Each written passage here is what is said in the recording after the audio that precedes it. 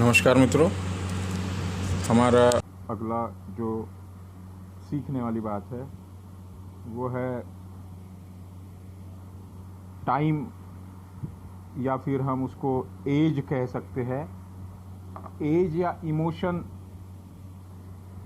को हम 5 एलिमेंट्स के माध्यम से या फिर 6 की के माध्यम से उसको हम कैसे डिवाइड कर सकते हैं, ये देखते हैं कि एज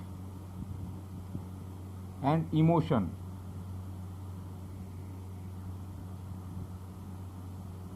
इसको हम या तो 5 एलिमेंट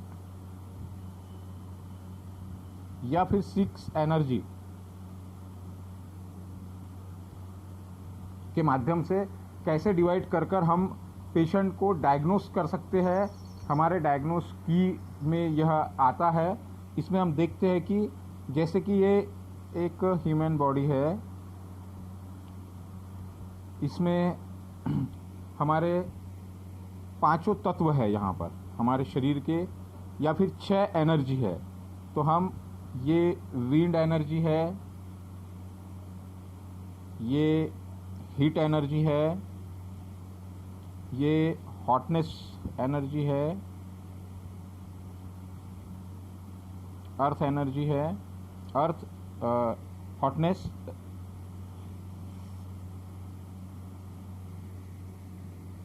ह्यूमिडिटी है, यह ड्राइनेस है और कोल्डनेस है।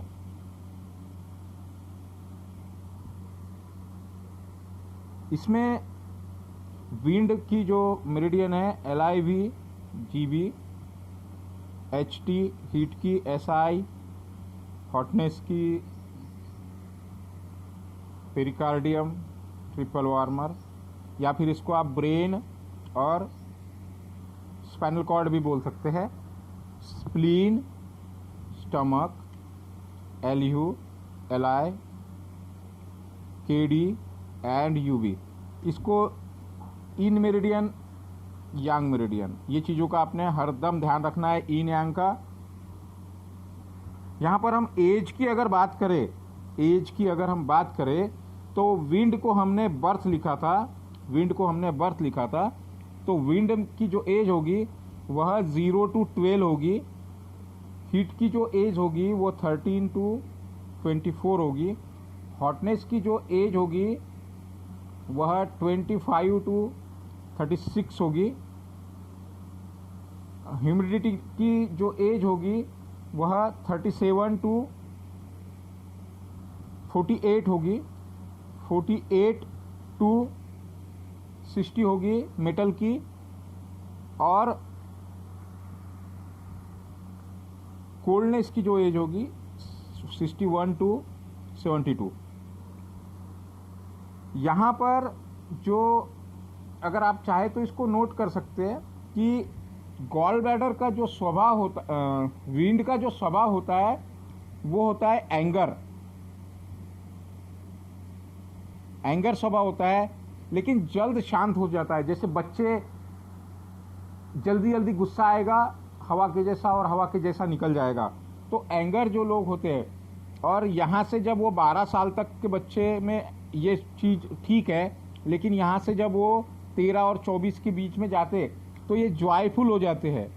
मतलब हरदम आनंदित रहना, हरदम खेलते रहना, कूदते रहना और अपने लाइफ का आनंद उठाते रहना, जॉयफुल हो जाना। लेकिन अगर एक बच्चा यहाँ पर अगर गुस्सा कर रहा है 13 से 24 की उम्र में, तो इसका मतलब हुआ है कि उसके बॉडी में विंड एनर्जी एक्सेस हो चुकी है। उसी तरीके से जो हॉटनेस वाला जो एनर्जी रहेगा ये हैप्पी रहेगा। अगर अब 25 से 36 के बीच में कोई व्यक्ति अगर किसी वजह से गुस्सा कर रहा है या किसी वजह से वह व्यक्ति दुखी है, तो इसका मतलब ये हुआ कि उसके बॉडी में हॉटनेस एनर्जी की कमी हो चुकी है। यहाँ पर हैप्पी रहना उसकी स्वभाव है, मूल स्वभाव है उसका। तो यह व्यक्ति, अब आपके पास में कई पेशेंट आएंगे जिनकी एज होगी 25 to 36, उनके पास में सारी चीज़ें उपलब्ध होगी, लेकिन फिर भी वो अपनी परेशानियां गिनाएंगे। क्या वजह है उसकी? उसकी वजह है कि उनके बॉडी में हॉटनेस की कमी हो चुकी है। उसी तरीके से ह्यूमिडिटी जो पीरियड है, यह है डिप्रेशन का पीरियड। डिप्रेशन, एंजाइटी, यहां पर आकर सारी बीमारियां होगी।